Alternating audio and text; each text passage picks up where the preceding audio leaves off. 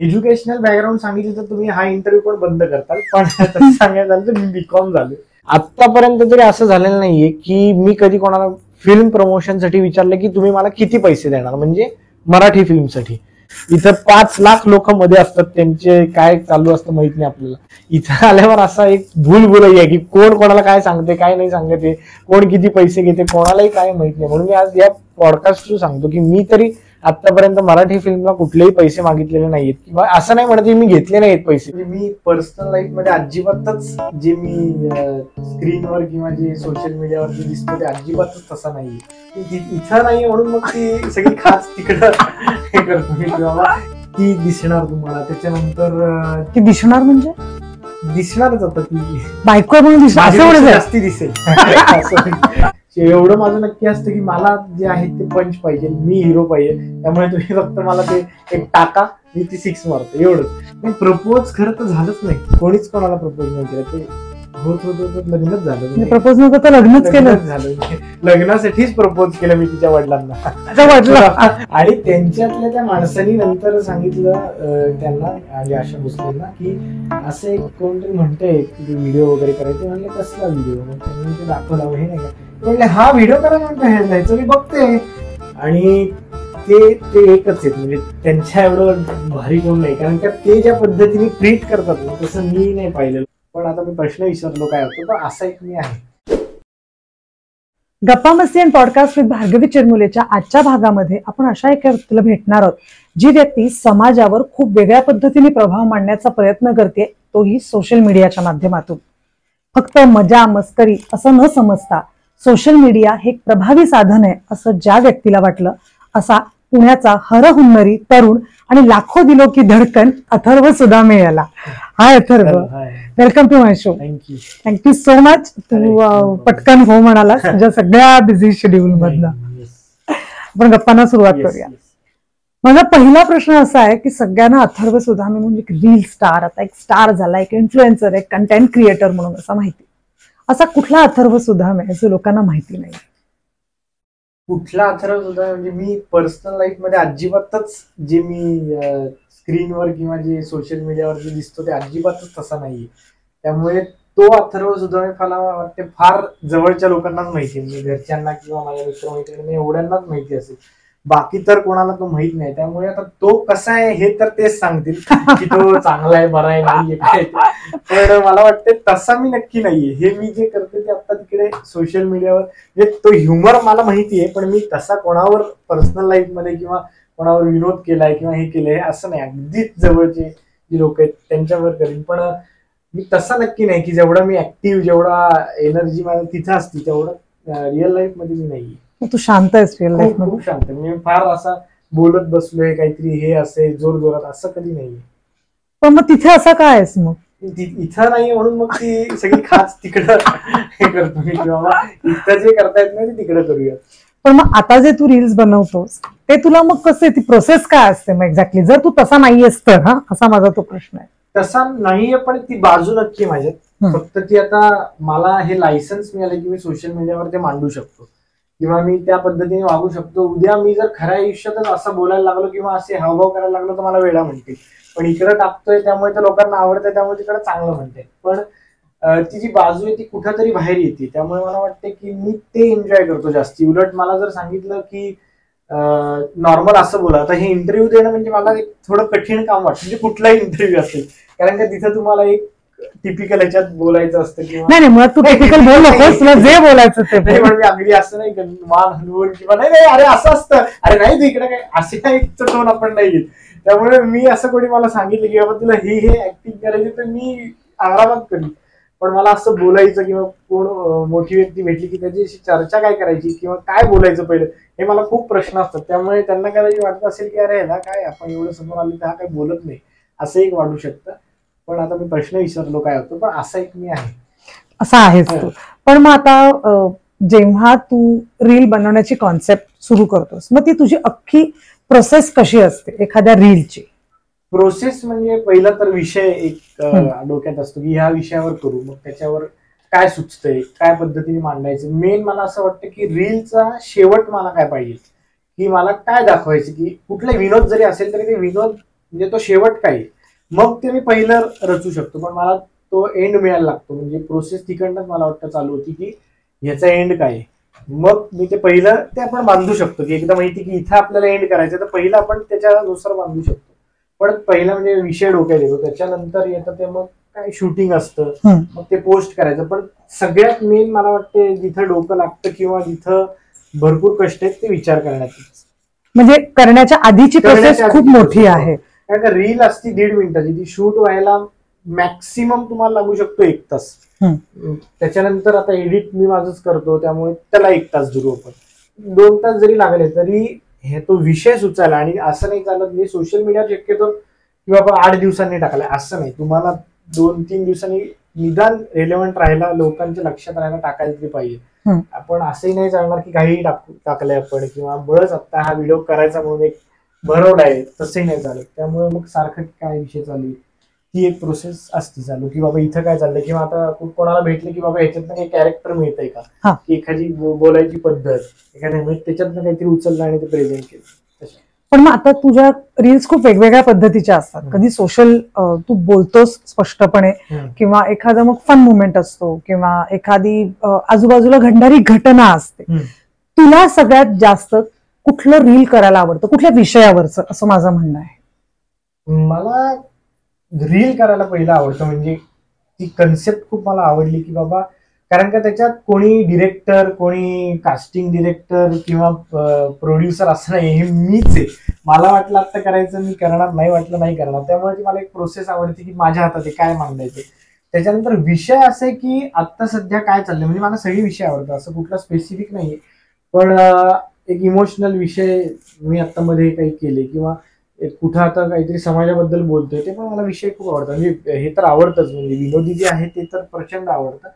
पण जसं म्हणलं की मला एखाद्या कुठल्या तरी विषयाचा किंवा एखादं एक वाक्य आपण कुठेतरी ऐकतो त्याच्यावरनं काहीतरी सुचतं, तर मग ते असं मिळालं की मग त्याच्यावरनं ठरवलं जातं की आता हा एक इमोशनल अशा एका याच्यावर होऊ शकतो किंवा काय.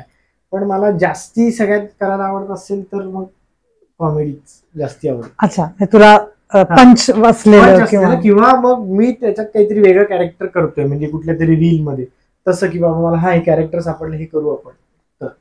पण आता तुझ्या बरोबर रील मध्ये आम्हाला वारंवार काही चेहरे दिसतात की अरे हे असतातच, किंवा हे त्या रीलचा भाग असतात. अशी तुझी कोण जवळची माणसं आहेत? आता माझी बायको तर असतीच रील मध्ये, त्यामुळे ती दिसणार तुम्हाला. त्याच्यानंतर ती दिसणार म्हणजे दिसणारच, आता ती बायको म्हणून दिसणार, जास्ती दिसेल असं, जास्ती लोक बघतील तिला असं दिसणार असं. त्यामुळे ती असती रील मध्ये. माझा मित्र आहे लहानपणापासून पवन, दाढीवाला, सगळे ओळखत असतील, तो असतो रील मध्ये. बाकीचे असतात ते आता कसं आहे की जो तिथं आता हजर आहे त्याला घ्यायचं आणि करायचं. कारण का एवढं माझं नक्की असतं की मला जे आहे ते पंच पाहिजे, मी हिरो पाहिजे. त्यामुळे तुम्ही फक्त मला ते एक टाका, मी ती 6 मारतो एवढंच. त्यामुळे मग मी त्या बाकीचे पण आता तयार झालेत की अरे आता आज काय करायचंय, मला एक तरी वाक्य देऊन सगळ्यांना गोळा करतो. आता आमचं ठरलेलं असतं की 2-3 वाजता जमायचं आणि करायचं. तुम्ही रोज भेटा? हा, म्हणजे शक्यतो रोज भेटतो. जरी रील नाही झाली तरी काहीतरी कोण काहीतरी किस्से सांगतं, त्याच्यातनं काहीतरी उचललं, अरे हा आज इकडं झालं, हा तिकडं याचं झालं. त्यामुळे मग त्या पद्धतीने ते चेहरे दिसत असतात. तुझी आणि तुझ्या बायकोची भेट कशी झाली? अरे माझी आणि माझ्या बायकोची भेट झाली, ती सकाळ ऑफिसमध्ये जॉब करत होती आणि मी तिथे फ्रीलान्सिंग करत होतो, इंटरव्ह्यू घ्यायचो मी तेव्हा. तर त्या दरम्यान आमची भेट झाली. आणि त्याच्यानंतर मला वाटते किती 1-1.5 वर्षांनी लग्न झालं असेल, 1-2 वर्षांनी लग्न झालं. तुमचं लव्ह मॅरेज आहे? मग तू प्रपोज केलं का तिने? नाही, प्रपोज खरं तर झालंच नाही, कोणीच कोणाला प्रपोज नाही केलं. ते होत लग्नच झालं. म्हणजे प्रपोज नव्हतं तर लग्नच केलं झालं. लग्नासाठीच प्रपोज केलं मी तिच्या वडिलांना. डायरेक्ट मधलं काय एंडच आपण म्हणून म्हटलं ना, एंडच आवडतं, माझा गोल एंडचाच होता. पण तू म्हणालास की तू इंटरव्ह्यू घेत होतास, म्हणजे एक्झॅक्टली तू एज्युकेशनल बॅकग्राऊंड काय तुझे आहे? एज्युकेशनल बॅकग्राऊंड सांगितलं तर तुम्ही हा इंटरव्ह्यू पण बंद करताल. पण तसं सांगायचं झालं तर मी बीकॉम झालो.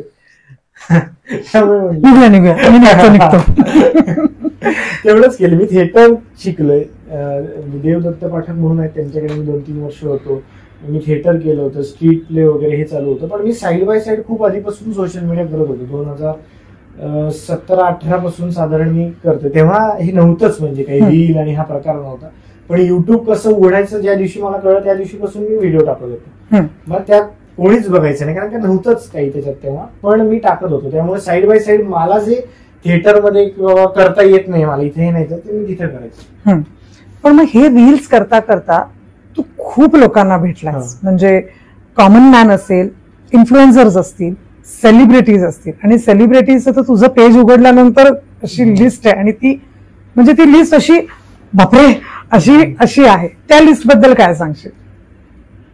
नाही, त्या लिस्ट ते नशीबच आहे, म्हणजे त्याच्यात काही मी असं फार नाही म्हणणार की हो माझ्यामुळे भेट वगैरे झाली. ते नशिबातच होतं, कारण का अशी बरीचशी लोक आहेत की ज्यांनी कधी रील कोणासोबतच केली नाही. म्हणजे ते काय कोणाचं प्रमोशन नव्हतं किंवा काहीच नव्हतं, ते अगदी नॉर्मल सटल पद्धतीने ते झालेले. आणि ते माझ्या बरोबर रील करायला हो म्हणणं वगैरे हे म्हणजे मीच कधी असा विचार केला नव्हता, पण ते आता दिसतायत ते ह्याच्यावर ते तसंच ठेवायचं. मला सांग, आता तू जर म्हणतोस की तू खूप शांत आणि एकदम आशाबाई, बरोबर, हाऊ वॉज इट, आणि ते कसं झालं आणि तो एक्सपिरियन्स काय होता? कारण मला असं वाटतं हे नाव इतकं मराठी माणसासाठी जवळचं आहे.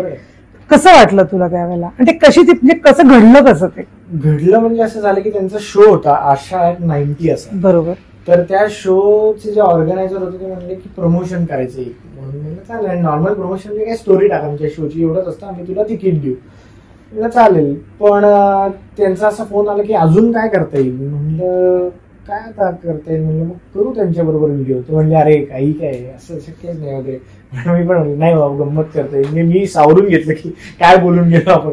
आणि त्यांच्यातल्या त्या माणसांनी नंतर सांगितलं त्यांना, म्हणजे आशा भोसलेंना, की असं एक कोणतरी म्हणतंय की व्हिडिओ वगैरे करायचे. म्हणले कसला व्हिडिओ? मग त्यांनी ते दाखवलं, हे नाही का, म्हणले हा व्हिडिओ करा म्हणतो, हे जायचं मी बघते असं ते म्हणले. मग त्या माणसाने तिथनं मला फोन लावला. मग आशा भोसले म्हणले की पण मी सांगणार कन्सेप्ट, मी आधी सांगणार त्या ह्याच्यावर करायचं. मग त्यांचा मला फोन आला की त्या कन्सेप्ट सांगतात. मग त्यांनी मला सांगितलं की तुम्ही सगळ्यांचे पाय खेचता, मग मी आता तुम्हाला म्हणणार की ते पहिलं जे वाक्य, मग ते जे म्हणतात की तुम्ही माझे पाय पडू नका, तुम्ही लोकांचे पाय खेचता.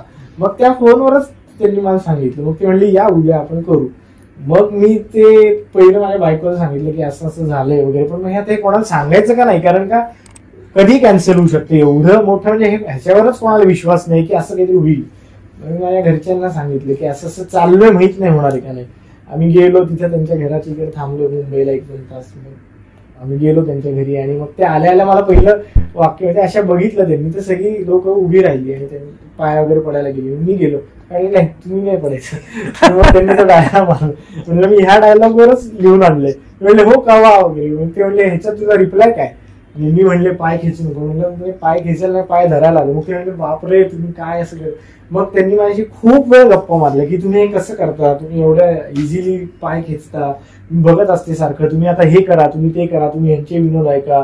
मग मी गाणी कशी म्हणली, मग किशोर असताना कसं होतं, मग आरडीनी मला काय सांगितलं. त्या इतक्या वेळ आम्ही 2.5 ते 3 तास घरी होतो. आणि खरं तर तुम्ही जसं म्हणलं की मी बोलका नाही, पण मला त्याची इतकी आवड आहे ह्या सगळ्या गोष्टींची की मी प्रश्न असे माझ्या डोक्यात होती की आता एखादा प्रश्न विचारायचा मग ते बोलतील. आणि तसं झालं नशिबाने की मी फक्त विचारत गेलो की मग त्या गाण्याचं काही सांगता येईल मग ते अगदी नॉर्मल. अरे मग त्याचं काय तुला आवड म्हणून तू प्रचंड म्हणजे मी तेव्हा अगदी मूर्ख होऊन गेलेलो की मला ते उद्या काही बोललं तरी चालेल, पण मला हे कधी शक्य नाही ना असं होणं.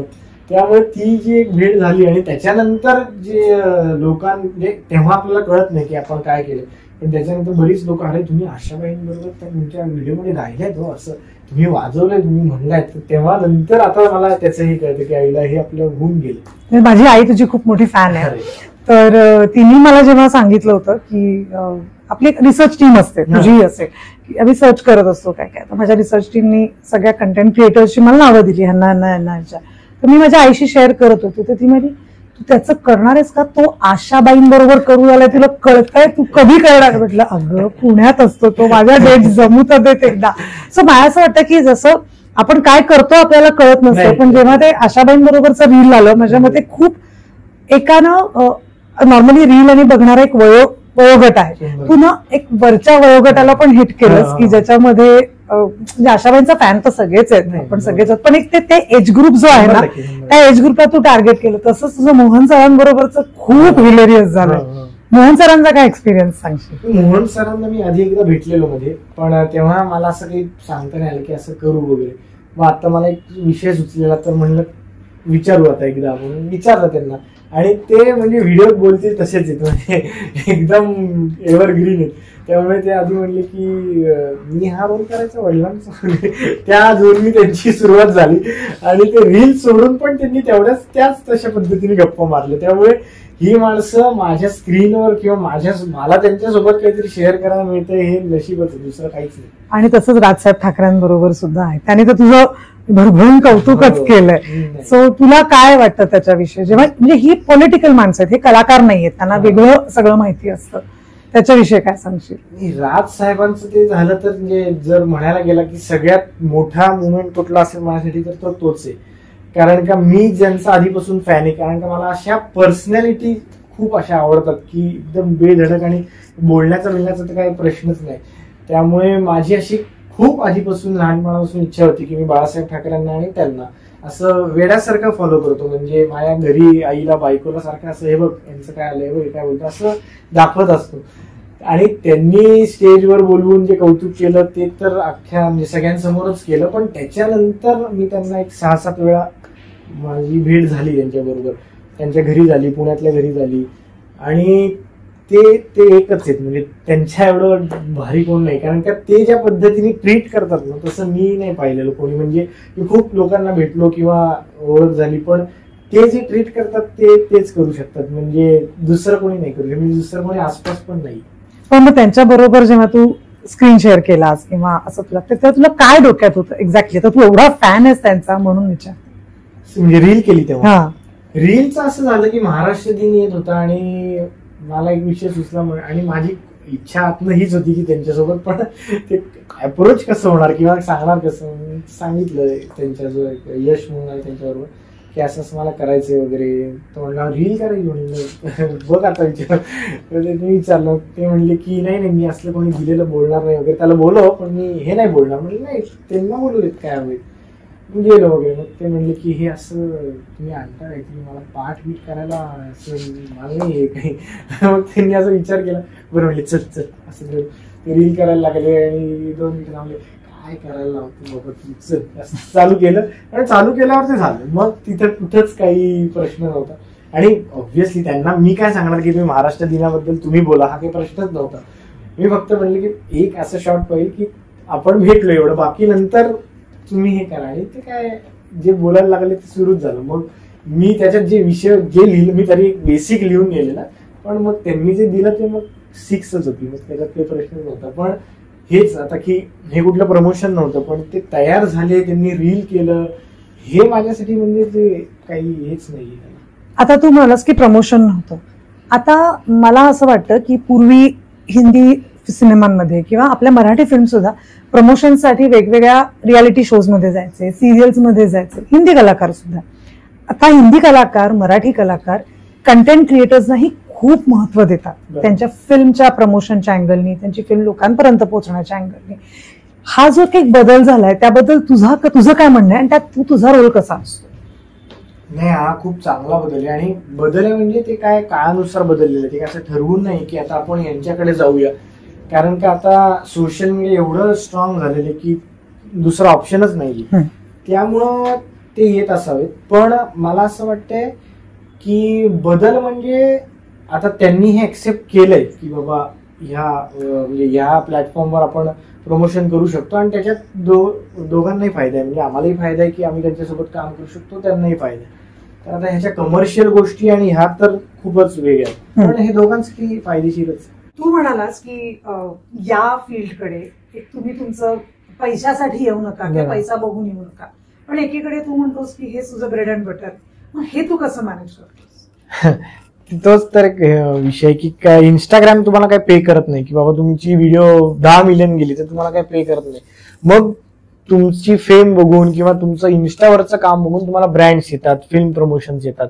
मग ह्याच्या थ्रू ते केलं जातं. तर ब्रँड्स काही म्हणतात की बार्टर करा. तर आता एका ह्याला गेल्यावर आपण म्हणतो की बार्टर नाही. फिल्म प्रमोशन्स वाले म्हणू शकतात की तुम्ही करा आमच्यासाठी, आपण करू. पण आता फिल्म प्रमोशनचा कधी कधी काय प्रॉब्लेम येतो की आता म्हणजे असं पसरतं आपापच की आता समजा मराठी फिल्म आहे आणि कोणतरी आपल्याला म्हणतं प्रमोशन करायचं, तर आतापर्यंत तरी असं झालेलं नाहीये की मी कधी कोणाला फिल्म प्रमोशनसाठी विचारलं की तुम्ही मला किती पैसे देणार, म्हणजे मराठी फिल्मसाठी. मी आतापर्यंत असं कोणाला म्हणलं नाही की मला एवढी माझी अमाऊंट आहे आणि तुम्ही मला एवढे द्या. पण बोलला बाहेर असं आता काय मध्ये पण बरीच लोक असतात, तर ते काहीतरी सांगतात नाही नाही हा ब्रँडचे एवढे घेतो, ह्यांनी पण एवढे मागितले त्या फिल्मसाठी. हे आता माझ्या कानावर आले की बाबा हा तू मागतो, असं पण आलेलं आहे आम्हाला, एवढे तू पैसे घेतो ना असं तसं. आणि मी विचार केला अरे नाही, आपण तर अजून तर नाही मागितले कुठल्या फिल्मसाठी. आणि फिल्मसाठी करायचंय का करायचं नाही हा प्रश्नच नाही, करायचंच आहे. आता हे जे ऍक्टर्स आहेत मराठी ज्यांच्यावर मी काम करतो हे मलाच करायचंय, म्हणजे माझीच इच्छा आहे की मी त्यांच्याबरोबर रील करावी, त्यांची असो नसो माझीच इच्छा आहे. पण हे असंही बोललं जातं की अरे हा ह्याच्यासाठी घेतले होता पैसे. आता हे कोण सांगतं आपल्याला माहित नाही, कारण का इथं 5 लाख लोक मध्ये असतात, त्यांचे काय चालू असतं माहित नाही आपल्याला. पण ह्या गोष्टी पण होत असतात. त्यामुळे मी तर उलट सांगेन की इथं आल्यावर असा एक भूल आहे की कोण कोणाला काय सांगते काय नाही सांगते, कोण किती पैसे घेते कोणालाही काय माहित नाही. म्हणून मी आज या पॉडकास्ट थ्रू सांगतो की मी तरी आतापर्यंत मराठी फिल्मला कुठलेही पैसे मागितलेले नाहीत, किंवा असं नाही म्हणत की मी घेतले नाहीत पैसे घेतलेले आहेत, पण मी कधीच अमाऊंट सांगितलेली नाही की बाबा मी बाहेर एवढे एवढे घेतो आता तुम्ही मला इथे एवढे एवढे द्या, असं कधीच केलेलं नाही. तुम्ही जे देताल ते घेईन, कित्येक तरी 1 पण रुपये न घेता पण केलेले, आणि त्याच्यात काही मी माझं मोठे पण नाही, मलाच करायचे. पण तरी असं बोललं जातं. मग तेव्हा असं वाटतं यायला अरे आपण तरी सांगितलं, आपण तर म्हणतोय की उलट करू आपण, तरी हे कोण सांगतंय मग नक्की. तर ते असं सांगत असेल तर नका सांगू. चेक करा. पण हा अजून एक प्रश्न मला विचारावासा वाटतो की हे रोज तुला सुचतं कसं? तुला भीती नाही वाटत की हे कंटेंट रोज सुचलं पाहिजे? तू भले रोज टाकत नसतील पण सुचणं खूप गरजेचं आहे. त्यासाठी तू काय अभ्यास करतो? कारण हा एक अभ्यास आहे. 100%. त्यासाठी तू काय अभ्यास करतोस? तेच त्याच्यासाठीच मला वाटतं मी जे सारखंच जे युट्यूब बघ की आता टीव्हीत काहीतरी बघ किंवा जे काही आजूबाजूला चाललंय, तर मला असं वाटतं की सगळ्यात जास्ती जो कॉन्टेंट मिळतो तो 4 त्या कट्ट्यावरच्या मुलांमध्येच मिळतो. कारण का ते रॅन्डम बडबड करत असतात, त्यांना जगाची सगळी माहिती असते आणि ती चुकीची असते, पण त्याच्यात काहीतरी ना काहीतरी एक असतं. किंवा काय असतं अरे इथं असं असं झालं, त्या तिथल्या मुलांनी असा असा किस्सा केला. पण काय असतं की एक नॉर्मल कुठला तरी माणूसच काहीतरी वेडावाकडा किस्सा करतो, त्याच्यातनच ती कॉमेडी होऊ शकते. एखाद्या मोठ्या माणसाने काही किस्सा केला तर ती कॉमेडी नाहीये, कारण का ते चांगल्याच पद्धतीने जाणार. त्यामुळे मला वाटतं की ते जे आहे की त्या 4 जणांत जाऊन बसणं, 1-2 तास तरी घालवणं तिथं, किंवा युट्यूबवर काय नवीन आहे काय नाही, आत्ता कॉन्टेंट क्रिएटर कुठला म्हणजे रिलेव्हंट आहे किंवा त्याचं काय चाललंय, हे सगळं थोडंसं बघून बघून रोज काहीतरी ह्याच्यातून आपण काहीतरी घेऊ. शेवटी प्रत्येक जण कुठनं ना कुठनं तरी की बाबा मला ह्या विषयावरनं सुचला, असं तर नाही की एक रॅन्डमच विषय सुचला, असं तर नाहीये. त्यामुळे कुठं ना कुठं तरी चालू असतं शोधणं. क्रिकेटर्स बरोबर पण मी पाहिलंय. मग तेव्हा कारण तो एक वेगळा बाज आहे आपल्या भाषेचा किंवा आपल्या पूर्णपणे कामाच्या पद्धतीचा, मग ते रील बनवण्याची प्रोसेस काय असते तुझी?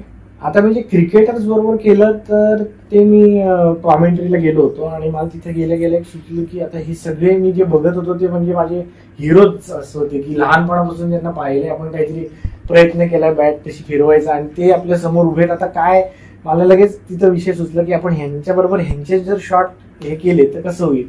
पण ते आता बोलणार कोण परत, कारण की त्यांचा एक ऑरा खूप वेगळा असतो आणि ते म्हणजे ऍक्टर्स आणि हा एक वेगळा भाग आहे. आणि हे जे क्रिकेटर्स आहेत आपल्या इंडियात येतात किंवा इंडियातले, त्यांना एक वेगळंच लेवलचं स्टारडम आहे.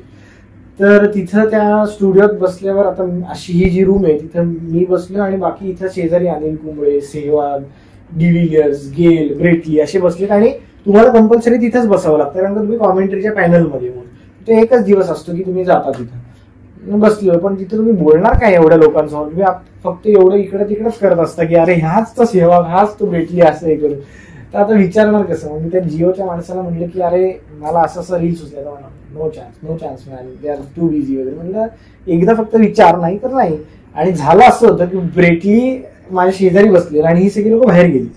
ब्रेटलीला काहीतरी चार्जर वगैरे हवा होता, तर नेमका माझ्याबरोबर जो मित्र त्याच्याकडे होता आणि त्याने त्याला दिला. तर तो थँक्स केलं वगैरे आणि तो 5-7 मिनिटं एकटाच बसला होता. मग त्याच्यावर म्हणजे फोटो काढा वगैरे असं तसं. आणि तो इन्स्टावर काहीतरी रील्स वगैरे बघत होता आणि टू क्रिंज यार असं काहीतरी त्याने केलं.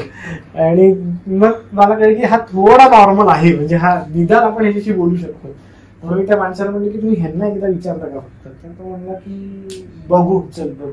मी विचारलं की असं फक्त जे ऍक्शनचा व्हिडिओ करायचा, म्हणून त्यांना म्हटलं की 5 ते 10 सेकंद पण नाही लागला, फक्त ऍक्शन करा जावा. म्हणलं ओके लेट्स डू. म्हणलं ओके गेलो आम्ही आय थिंक सो ब्रेटलीनीच आशाबाईं बरोबर पण गाणं म्हटलंय का? हो, है ना, बरोबर ना? हा, त्याचाच रेफरन्स पुढे मला ओके ओके ते झालं, ते ब्रेटली हो म्हणला आणि तिच्याबरोबर व्हिडिओ केली. मग बाकीचे अजून म्हणले 4-5 तरी पाहिजेत. मग त्याच्यानंतर डिव्हिलियर्स तिकडनं येत होता, तर ते डिव्हिलियर्स विल नॉट एंटरटेन असं वगैरे असं झालं. मग त्याला विचारलं की त्यांनी त्या माणूस गेला असं फक्त मागे म्हणलं 1 सेकंद तास हात ओके यार लेट्स डू म्हणलं केला, त्यांनी केलं. मग ह्यांनी दोघांनी केल्यावर आपली रैना होता, रैना खूप छान होता की हो चालेल करू, उथप्पानी केलं. आणि क्रिस गेल आता बाहेरच येत नव्हता त्या कॉमेंट्रीच्या ह्याच्यातनं, काहीतरी त्याचा बरं नव्हतं, काहीतरी चालू होतं त्याचं बऱ्याच वेळ. आणि आम्ही थांबलेलो तिथे 5-6 तास कंटिन्यूस थांबलेलो की बाबा एक फक्त याचं मिळू दे, कारण का म्हणजे ती पूर्ण होती व्हिडिओ, कारण का परत आपण त्यांना भेटू माहित नाही. थांबलो आणि रात्री 11:30-12 तो आला बाहेर. या वॉज द प्रॉब्लेम बाहेर स्टँडिंग हिअर. त्याला एक हे करायचं, त्यांच्याच माणसांनी सांगितलं ओ असं केलं, त्यांनी टाकलं. आणि झालं असं की मी तो व्हिडिओ रात्रीच टाकला 11:30. म्हणलं आता काही राहणार नाही, कुठं उद्याचा वेळ टाकून दिला. आणि तो इतका व्हायरल गेला आणि त्याला क्रिकेटर्स लोकांनी लाईक केलं. मग मला जिओ आले म्हणले की तुम्ही परत या आता. मग मी परत गेलो आणि तोचपर्यंत ब्रेटलीनी मला फॉलो केलं, तो व्हिडिओ पाहून त्याच्यापर्यंत तो पोहोचला, त्यांनी मला फॉलो केलं. आणि मी जेव्हा परत गेलो तेव्हा ब्रेटली आणि वॉटसन बसलेले, त्याला बघून अजून खुश झालो काय आता हा पण इथं बसलाय. आणि ब्रेटली नाही असं केलं एकदम.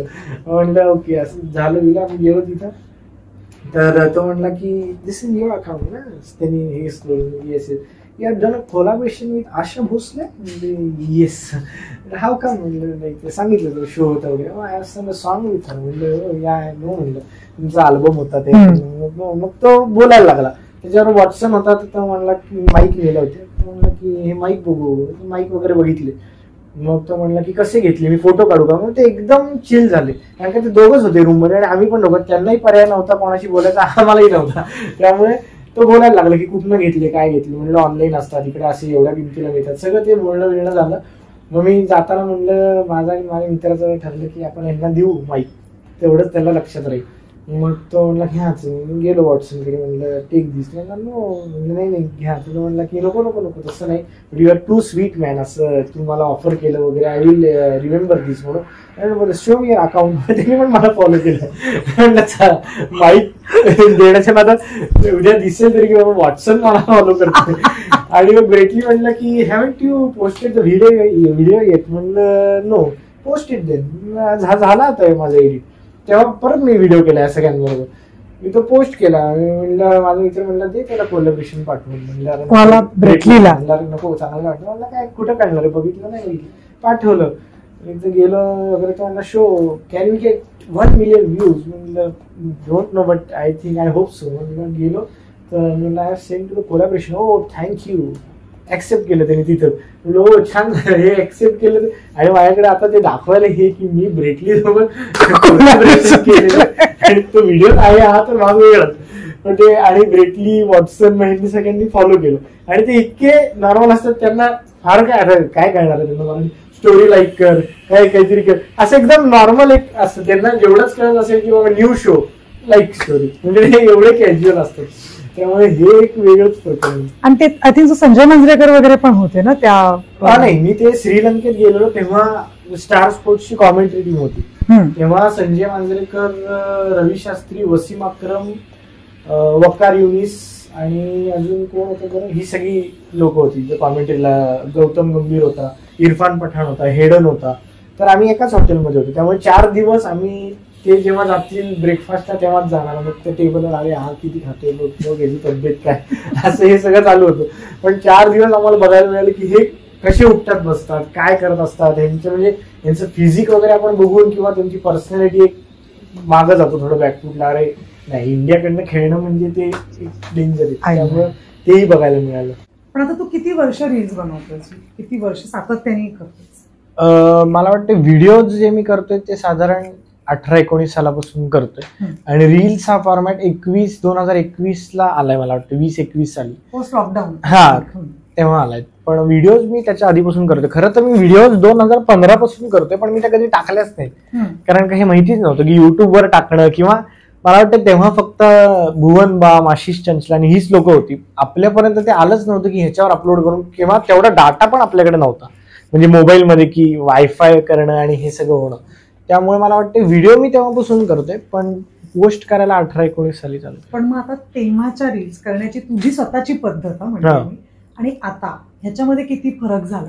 खूप प्रचंड फरक आहे. आधी तर मी माईक पण नाही लावायचो, माईक लावतोय. आयफोन मध्ये शूट करणं मला वाटायचं कशाला काय, पण ते आता गरज आहे तेवढी. त्याच्या आधी साधा मोबाईल असायचा, त्याच्यानंतर काय म्हणतात त्याला की एक चांगलं बॅकग्राऊंड असायला पाहिजे, कपडे चांगले असायला पाहिजेत, हे सगळं. म्हणजे आता मी त्या रील बघितल्यावर मला ऐकलं हे काही करायचं रे, केवढा म्हणजे ते एडिटिंगला असं मला वाटायचं की माझा डायलॉग बोलून झाल्यावर परी 5 सेकंद माझ्यावरच ठेवले, मी समोरच्यावर गेलोच नाही. तर आता मी करताना पटपट ते तेवढं नाही ठेवायला पाहिजे. म्हणजे बेसिक टेक्निकल गोष्टी आहेत त्या बदलल्या. पण मला त्या रील बघायला अजून ह्याच्यासाठी आवडतात की खूप नॅचरल आहे.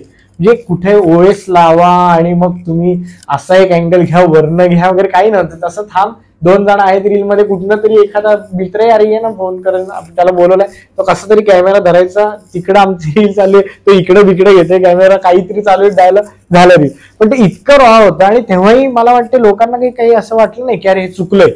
उलट लोकांना वाटलं तुम्ही मोबाईलवर शूट करून इथलं इथं टाकता व्हिडिओ, असं हे वाटायचं. त्यामुळे मला वाटतं सगळंच बदलले. त्यामुळे लोकांना बघण्याचं जे चांगलं बघण्याची सवय लागली. त्यामुळे आता सगळ्यांनाच अपडेट व्हायला लागणार की आता मला वाटतं थोडे दिवसांनी, बरेच जणांनी चालू पण केलेत, पण थोडे दिवसांनी रील्स पण आता कॅमेऱ्यावर शूट होतील असं मला वाटते. कारण का हे कॅमेऱ्याचे आयफोनचे कॅमेरे भारीच आहेत, पण तरी असं म्हणतील लोक की नाही आता आम्हाला तेवढं परफेक्शन पाहिजे. बरोबर. आणि सुरुवातीला आय थिंक लोकेशन म्हणजे तुझ्या मित्राच्या केक शॉप मध्ये आणि बरोबर काय काय केलं. ते केक शॉप म्हणजे ज्या माझ्या घराच्या खाली त्याचं ते केक शॉप होतं, आणि तो तिथे फक्त असायचा, केक कधीच विकले नाहीत तिने, फक्त तो तिथे असायचा. त्यामुळे केक विकणं सोडून त्यांनी सगळं केलं तिथे. आणि तिथे केक घ्यायला काही चांगले चेहरे येतील या आशेने आम्ही जायचो आणि तिथं बसायचो, पण तेही कधी आले नाही. त्यामुळे आम्ही आमचे चेहरे वाकडे करून काहीतरी नवीन क्रिएट केले, एवढंच झालं तिथं. पण त्याचा फायदा असा झाला की आम्ही इतक्या व्हिडिओ केल्या होत्या पहिली व्हिडिओ टाकायच्या आधीच, म्हणजे 2018-19 साली, की आम्हाला हे अरे हा ते हे तर आपण ऑलरेडी केले, चल आता ते करूया. तेव्हा आमच्याकडे ऑलरेडी होत्या व्हिडिओ तयार की आता आपण हेच नीट असं शूट करू आणि टाकू.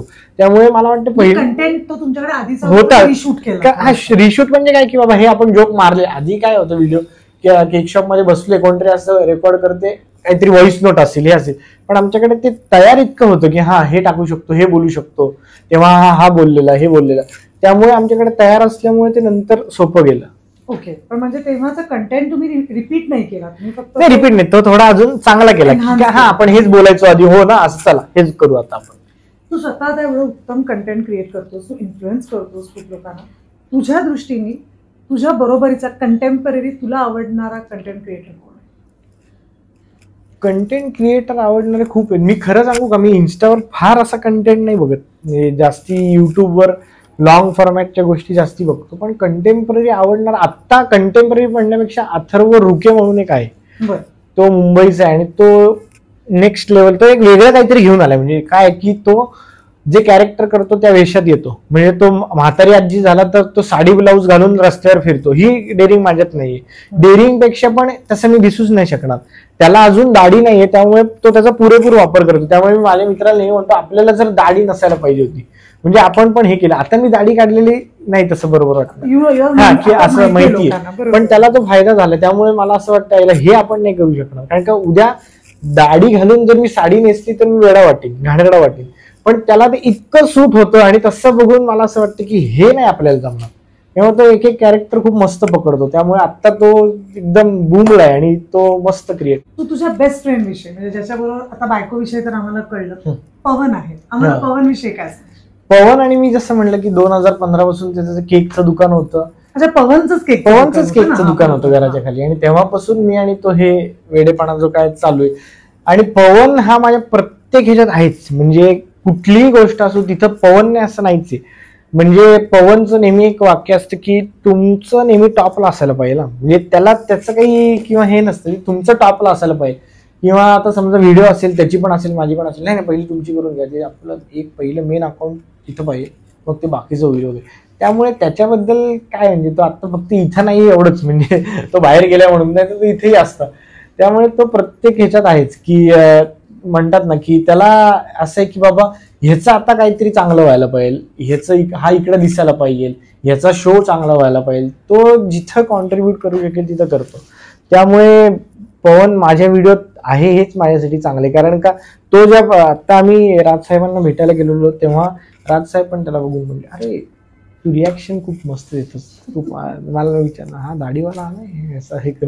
त्यामुळे त्याच्याकडे तो जे करतो त्याच्याकडे ते नॅचरली की बाबा तो रिॲक्शन देणं वगैरे ते, आणि ते आमचं ती केमिस्ट्री पण चांगली, मला माहिती आहे तो काय बोलणार आहे किंवा त्याला माहिती आहे, त्यामुळे ते आता इतकं नॅचरल आणि नॉर्मल झालं की ते काही वेगळं वाटतच नाही. पण पवन आणि तू असं तुम्ही रस्त्यावर बरेच वेळा काही काही रील केले, चालत केले, दुकानात त्याच्यानंतर पण म्हणते मी, असं काही धमाल किस्से घडलेत का ऍक्च्युअल करताना? धमाल किस्से म्हणजे लोक तर ये जा करतात, हे जरा फोटो द्या आणि काहीतरी हे करा. पण एकदा छान असं झालं होतं की आम्ही आता नवरात्रामध्ये माझ्या घराच्या इथं आम्हाला सगळ्यांना बोलवलेलं की बाबा तुम्ही या इकडे, आणि आम्ही तिथे गेलो आणि भरपूर मोठी लोक आली होती आणि आम्ही तिथे गेलो तर त्या माईकवर सगळ्यांची ओळख करून देत होते ती की अथर्व सुदामे, हे पवन मागुलकर, असं सगळं झालं. तर एक बाई आली आणि माझ्या त्या खाली मित्राला म्हणली, जो कोण होता तिथे, की माझं काम आहे अथर्वकडे, माझं काम आहे. ते म्हणले नाही असं नाही भेटता येणार, नाही 2 मिनिटं मला भेटू दे. ते म्हणले काय काम आहे? ते म्हणले नाही की मी त्यांचं नाव ऐकून इकडं आता एक माझा भाऊ हॉस्पिटलमध्ये आणि मी तिकडं चालले होते, त्याला एवढ्या पैशांची गरज आहे, तर मला वाटलं की हेच करतील ते आता, म्हणून मी त्या देवीच्या पुढे चिठ्ठी ठेवायला चाललेलं, तर तेवढ्यात त्याचं नाव घेतलं. मग मला वाटलं की आपण त्यालाच देऊ ती चिठ्ठी, तो बघेल काय करायचं ते. तर मला मित्र म्हणला की असं असं काहीतरी एक सीन आहे, तर काय करायचं? म्हणलं बोलव. मग बोलणं झालं. तो माझा जो मित्र आहे निखिल म्हणून, तो सगळं बघून आला की हे खरं आहे का, काय आहे, कोण आहे, कुठल्या हॉस्पिटलमध्ये, सगळं बघितलं. मग आम्ही त्याच्यावर सोशल मीडियावर स्टोऱ्या टाकल्या की असं असं आहे, यांना एवढ्या पैशांची गरज आहे. आणि मी लोकांचे आभार मानतो की त्यांनी अगदी 2-3 दिवसात भरपूर पैसे जमा केले तिथं, म्हणजे फक्त आमच्या त्या 2-3 स्टोरीजवर की तुम्ही असं असं करा. बरं त्यांना खरं खोटं माहित नाही त्यांनी, पण त्यांनी हा विश्वास दाखवला की बाबा हा मी असं कधीच काहीच, मी माझ्या पण स्वतःच्या स्टोरी कधी टाकत नाही, कारण का मला वाटतं ती जरा ओव्हर व्हायला लागतं नंतर. पण असं होतं, त्यामुळे त्यांना माहिती असेल की हे जेन्युइन आहे काहीतरी, त्यामुळे टाकलं आणि खरंच तेवढे पैसे जमा झाले. आणि मग नंतर त्यांचा मला फोन आला की आता त्याचा पाय गेला होता, म्हणजे त्याला चालता येणार नव्हतं आणि त्याला आता खरंच चालता यायला लागलं. मग त्यामुळे अशा छान गोष्टी पण खूप झाल्या. आणि ट्रोलिंग ट्रोलिंग म्हणजे काय माहिती का, ते वेगळ्या वेगळ्या गोष्टींनी हे करतात. आता डायरेक्टली कोण करत नाही. मला असं वाटतं आता फेसबुकवर जो ऑडियन्स आहेत तेवढं टॉक्सिक जगात काहीच नाही फेसबुकवरचा, खास करून इन्स्टा आणि युट्यूब पहिल्या नंबरचा चांगला ऑडियन्स म्हणजे इन्स्टा, नंतर युट्यूब आणि मग फेसबुक. कारण का फेसबुकवर अशी लोक आहेत आता 40ची वरची आहेत की ज्यांच्या आयुष्यात काहीच झालेलं नाहीये. मग ते जो राग काढतात ना, ते तो इथं काढतात. म्हणजे मला मध्ये 2-3 माणसं होती, ती मला चेहऱ्यावरनं कळतं की आपल्याला की तो वयाने मोठा काय, की वाटेल ते कॉमेंट टाकायचे, म्हणजे त्याला ते कॉन्टेंटशी काही संबंध नाही. म्हणजे उद्या मला कोणी म्हणलं ना कॉन्टेंट घाणेरडं चालेल, काहीच प्रश्न नाही, पण ते असं अरे हे काय करतोय तू, काय तुला काय काम धंदा नाही का, हे करायला त्याला हाच माझा काम धंदा आहे, म्हणजे हे त्याला माहित नाही.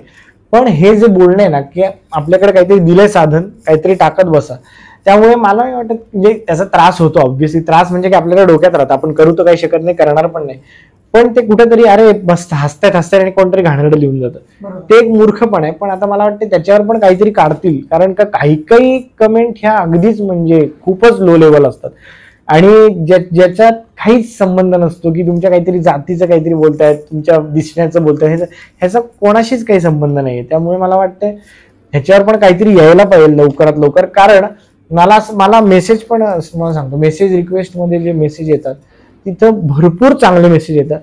कोणतरी काही टाकतं, अरे हे काय करत बसलंय, तुला काही काम धंदा नाही का, घर कसं चालवणार, म्हणजे तू अजून जगच पाहिलेलं नाही. आता असं झालं की ह्यानी घर चालवतात लोक, पण हे तुला माहितीच नाही तू किती मागं राहिलाय, पण हे कोण सांगणार त्यांना. पण हे फक्त त्यांचं फ्रस्ट्रेशन आहे.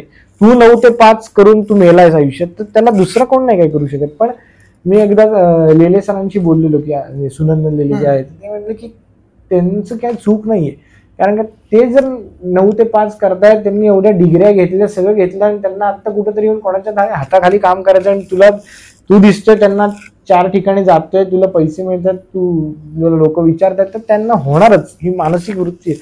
त्यामुळे त्यांच्याकडे लक्ष न देणं हाच एक ऑप्शन आहे. आणि मग जेव्हा असं ट्रोलिंग येतं त्याला तू उत्तर देतोस का? तू नाही, कधी मी अजून एकालाही कधीच रिप्लाय दिलेला नाहीये. कारण का मला वाटतं ते काहीच होणार नाही त्याने रिप्लाय देऊन, कारण का त्याच्याकडे ऑलरेडी तयार आहे. तो त्याला तेच पाहिजे की बाबा हा रिप्लाय देईल, मग आपण आता ह्याची आई बहीण काढू. दुसरं त्याच्याकडे काही हत्यार नाहीये. बरं, तो मला असं तर अजून कोण भेटलेलं नाहीये जगात की बाबा समोर येऊन म्हणेल तू हा भंगार आहे, तुला नाही जमत असं, तर मी देईन उत्तर, 100% देईन. पण आणि समोर येऊन कोण कोणालाच बोलत नाही. त्यामुळे तिथं काय बोलायचं ते, कारण का तुम्ही एका खोलीत आहे, तुम्हाला कोण शोधणार, तुमचं खरं नाव पण नाही तिथं.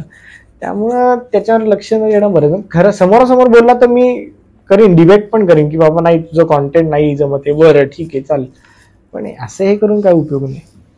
मगाशी आपण पवन विषयी बोललो, तशीच तुझी काही रील्स आम्ही डॅनी बरोबर सुद्धा पाहिले.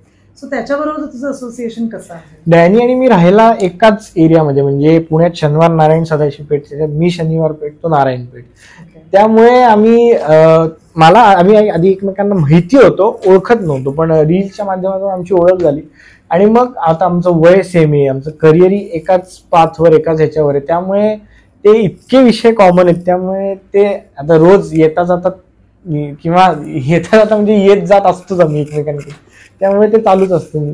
आणि तसा कंटेंट मग कोलॅब केलं? हा, ते तर आहेच आहे. म्हणजे ते आता तो, मी, अजून पवन, अजून आर्य पाठकी, अजून 3-4 जण आहेत. ते सगळे पुण्यातले, आता मला एक वाटतं 7-8 जण होत आम्ही. तर ते सगळे की बाबा हा काय चाललंय आता, हे करायचं का, ते करायचं का. पण कसं आहे, प्रत्येक जण आपापल्या एका झोननी करत असतो. म्हणजे जरी आता मी इथं राहतोय किंवा माझ्या शेजारी डॅनी राहतोय, तर नॉट नेसेसरी की मी रोज आम्ही एकत्र केला पाहिजे. कारण का त्याच्या व्हिडिओला 3 तास लागणार असतील तर मी तिथं कशाला जाणार, किंवा माझ्या व्हिडिओला लागणार असतील 3 तास. तेव्हा प्रत्येकाने आता मी तेच म्हणतो की ते इतक्या फास्ट ग्रो होत चाललंय. आधी आम्ही सगळे एकत्र असायचो, रोज सकाळी भेटणार 11:30-12 टाइमपास, कारण का तेवढं ग्रो नव्हतं. म्हणजे जेव्हा 1-2 लाख फॉलोअर्स असतील तेव्हा हळूहळू होतं. पण आता इतकं प्रोफेशनल झालं की प्रत्येकाला रोज काहीतरी करायचंय. प्रत्येक जण आपापली टीम बनवली की बाबा आता हा एक व्हिडिओ काढेल, हा एक हे करेल, माझा हा साईड ऍक्टर हा असेल, हे सगळं. त्यामुळे आणि आता त्यालाच जाऊन नंतर घरी जाऊन एडिट करायची. तेव्हा कसं होतं की हा करतोय का, चल तुझी करू, मी आज माझी एडिट करतो, तुझी शूट करू. पण आता प्रत्येकाला रोज शूट करायचं, एडिट करायचं. त्यामुळे आता प्रत्येकाने एक त्यांचा पाथ शोधलाय. हो. मग आता तू मगाशी म्हणालास तू थिएटर केलंय, तुला ऍक्टिंगची आवड आहे, मग ऍक्टिंगच्या ऑफर झाल्या की नाही? हो, आता पिक्चर मी आता 1-2 केले. म्हणजे ते अगदी मित्र, म्हणजे अक्षय टंकसाळे म्हणून आहेत, तो माझा मित्र आहे. तर तो म्हणला की याच्यात एक असा एक वेगळाच रोल आहे, त्याचा येरवडा रिटर्न पिक्चर येतो, त्याच्यात मी जे करतोय त्याच्या अगदीच अपोजिट आहे. तर खरा अथर्व आहे तसं आहे का? नाही, खराब तसा नाहीये. त्यांनी जे केलं ते असतं तसं अथर्वच नाहीये. पण तो म्हणला की हे तू कर, कारण का हे अपेक्षितच नसेल की तू असं काहीतरी करू शकतो. तो केला. बॉईज 4 मध्ये मला सांगितलं की असं गिरीश कुलकर्णी सरांबरोबर एक सीन आहे, करते, मी केलं. पण मी असं फुल फ्लेज्ड अजून केलेलं नाही, कारण मला असं वाटतं की आत्ता जर मी त्याच्यात अडकलो तर मग हे माझं कुठंतरी, कारण का माझी आत्ता जी ओळख आहे किंवा काय आहे ते ह्याच्या थ्रू आहे. माझी अशी इच्छा आहे की पहिलं मी ह्याच्यात काहीतरी पीक गाठावा एक, आणि मग नंतर थोडस पिक्चर आणि ह्याच्याकडे, कारण का त्याला अजून भरपूर वेळ आहे. आता नवीन येणाऱ्या कंटेंट क्रिएटर्सना तू काय सांगशील? आता त्यांना बऱ्यापैकी प्लॅटफॉर्म मिळालेला आहे, त्यांना तुमच्या रील्स बघून, तुमची पद्धत बघून, पण तरी सुद्धा तू त्यांना एक कंटेंट क्रिएटर, एक सिनियर कंटेंट क्रिएटर म्हणून काय सांगशील?